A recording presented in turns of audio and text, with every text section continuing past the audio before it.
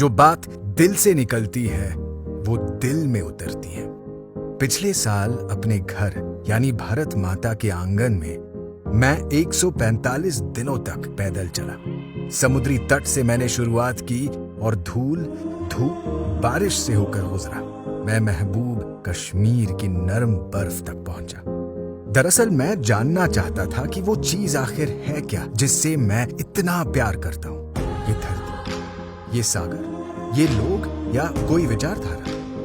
भिनुसारे ही पदयात्रा शुरू हो जाती थी और ठीक इसके साथ ही दर्द भी। एक भूखे भेड़िए की तरह दर्द हर जगह मेरा पीछा करता और मेरे रुकने का इंतजार करता। लेकिन तभी कुछ अनोखा अनुभव हुआ। जब भी मेरा दिल डूबने लगता, मैं सोचता कि अब और नहीं चल पाऊंगा, अचानक कोई आता और मुझे चलने की शक्ति दे जाता।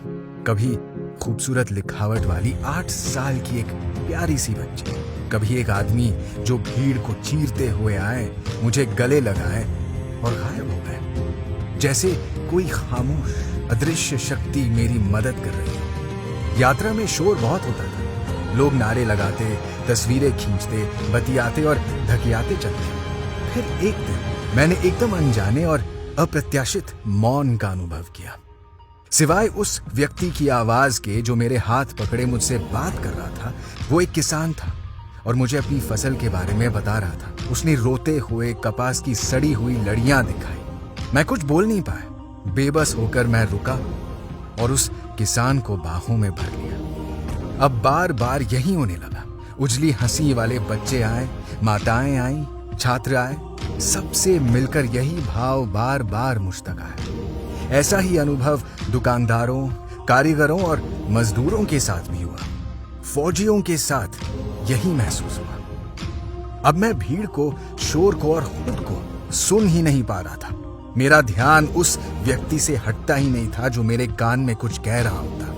मेरी श्रद्धा का कारण अचानक खुद ब खुद मुझ पर प्रकट हो रहा था। मेरी भारत माता जमीन का टुकड़ा भर नहीं, कुछ धारणाओं का गुच्छा भर भी नहीं है, ना ही किसी एक धर्म, संस्कृति या इतिहास विशेष का आख्यान, ना ही कोई खास जाति भर, बल्कि हर एक भारतीय की पारा पारा आवाज है, चाहे वो कमजोर हो या मजबूत। उन आवाजों में गहरी बैठी जो खुशी है, जो भय है, जो दर्द है, वो है भारत माता। भारत माता की इस आवाज को सुनने के लिए आपकी अपनी आवाज को, आपकी इच्छाओं को, आपकी आकांक्षाओं को चुप होना पड़ेगा। भारत माता किसी अपने के कान में कुछ न कुछ बुदबुदाती है, मगर तभी जब उस अपने का आत्मा पूरी तरह से शांत हो। सब कुछ कितना सरल था। भारत माता की आत्मा का वो मोती जिसे मैं अपने भीतर की नदी में खोज रहा था, सिर्फ भारत माता की सभी संतानों के लहराते हुए अनंत समुद्र में ही पाया जा सकता है।